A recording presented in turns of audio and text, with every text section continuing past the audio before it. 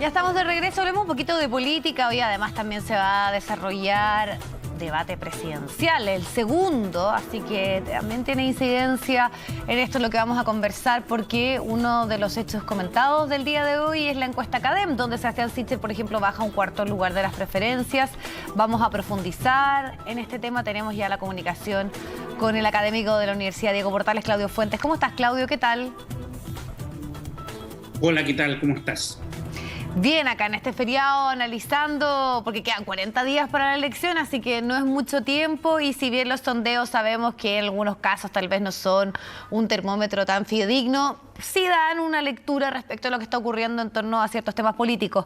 Y bueno, lo que hoy día es el tema obligado es este cuarto lugar de Sebastián Sichel, José Antonio Kast instalándose en el segundo puesto, Jasna Proboste tercera. Entonces, ¿cómo analizas tú estos resultados? ¿Crees tú que hay una lectura adecuada y puede ser efectivamente este un escenario probable? O sea, cuando, como tú decías, Viviana, efectivamente las encuestas no reflejan tanto la realidad por el tipo de muestra que tienen y las limitaciones que tienen para hacer trabajo de campo en este marco de pandemia. Sin embargo, distintas encuestas muestran la misma tendencia, un balance o una estabilización del apoyo a Boric, que aparece como en primer lugar. Segundo, un declive de Sichel significativo y un aumento de Kast. Por lo tanto, esas tendencias yo creo que seguramente se están dado que distintos estudios empiezan a mostrar precisamente esa relación, y con un alza moderada pero creciente de Jasna Proboste. Claudio, y en el caso de Sebastián Sichel, ¿esto tú lo relacionas con lo del retiro de los fondos de pensiones? ¿Hay también ahí un factor que tiene que ver con una continuidad del gobierno de Sebastián Piñera, que sabemos que está en un momento complejo a partir de los Pandora Papers? ¿O crees tú que es efectivamente José Antonio Kast quien ha sabido leer un poco el escenario y ir adquiriendo una mayor adhesión, sobre todo en el mundo de la derecha? No, a ver, yo creo que la principal responsabilidad de la caída de Sichel tiene que ver con la estrategia de su propia campaña.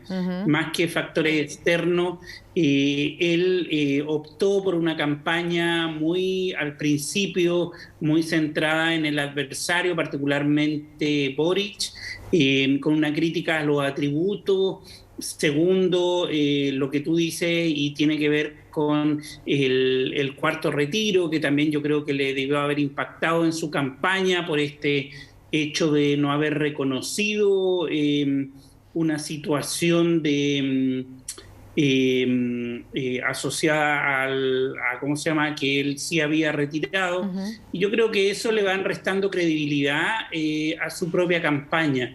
Lo de Piñera yo creo que no alcanza a ser captado en esta última encuesta, porque es muy reciente y seguramente se hizo durante el trabajo de campo de la propia encuesta. Ya tú dices que en el fondo, porque además también estamos hablando de un rechazo, un 79% en el caso del gobierno de Sebastián Piñera, pensando en que se ha insistido por lo menos desde varios candidatos en relacionar a Sebastián Sichel como la continuidad. Sí, no, o sea, seguramente la posición del gobierno hoy día afecta a la derecha en su conjunto, y quien se ha distanciado más del gobierno de derecha ha sido precisamente Kast. Seguramente eso juega a su favor. Ahora, hay otro elemento que Kast, como tú decías, también tiene ciertos atributos. Si tú te fijas en la pregunta de los atributos, Kast es valorado por ser consistente con sus ideas, por ser coherente con su idea, y por lo tanto eso a lo mejor la gente de derecha lo está valorando. Sí, lo otro es que efectivamente yo no sé si tú crees que está un escenario bastante abierto, pensando que casi la mitad de los chilenos no tiene una decisión tomada, que es algo que también han mostrado algunas encuestas. Sí, todavía falta. Yo creo que lo que ha pasado en los últimos 2 años es que las elecciones las decisiones de las elecciones se toman en las últimas 2 semanas y por lo tanto, o por lo menos se explicitan.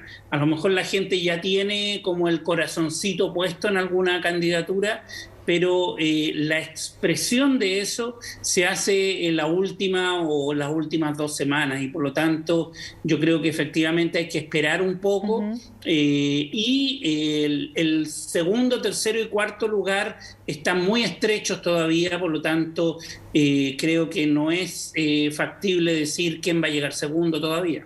O sea, ¿en eso también tú ves una posibilidad en el caso de Jasna Proboste, dejando a la derecha sin opción de pasar la segunda vuelta? Eventualmente, o sea, ahí el tema es el siguiente, que es el voto oculto. ¿Cuánto voto oculto hay? Porque hay gente que no quiere expresar opinión y vota por la derecha. La derecha está en un momento bajo, con un gobierno que está en una muy mala posición y por lo tanto la pregunta va a ser cómo se va a distribuir ese voto, si se va a dividir y si se divide el voto va a favorecer ciertamente a Jasna Proboste. Ahora, la pregunta es también para Jasna Proboste y para la democracia cristiana en general, si es capaz de movilizar un número bien significativo de gente. Esta elección, sobre todo en el segundo, tercero y cuarto lugar, se juega en la cantidad de gente que puedan convocar a votar. Eso va a ser clave para estas elecciones. Y ahí el antecedente respecto a esta primaria ciudadana no convencional que efectivamente se realizó por parte de la centroizquierda versus todo lo que se movilizó en el proceso anterior, ¿es un antecedente que puede tener algún tipo de injerencia o tú crees que eso es un contexto distinto?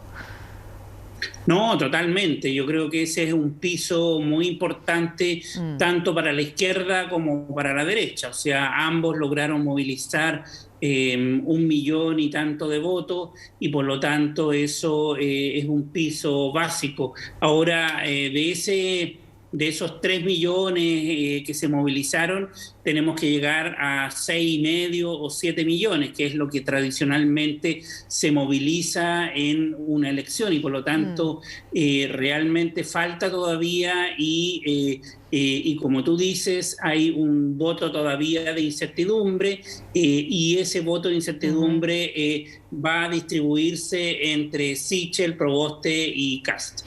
¿Y qué implicaría una segunda vuelta? Y estoy pensando en los análisis que se han hecho de Pablo Ortúzar. Claro, él desde la derecha dice que es una elección del repechaje de los derrotados del 88. También algunas voces, sobre todo, que han dicho que son dos extremos. Si es que eventualmente se diera esa lógica de una segunda vuelta entre Gabriel Boric y José Antonio Kast, ¿lo crees como algo probable y que implicaría, obviamente, porque hasta el momento, más bien, no sé, sobre todo por la arremetida, podríamos decir, de José Antonio Kast, no se veía eso como un escenario hasta hace algunos meses atrás, pero sabemos que este ha sido un año de grandes sorpresas electorales.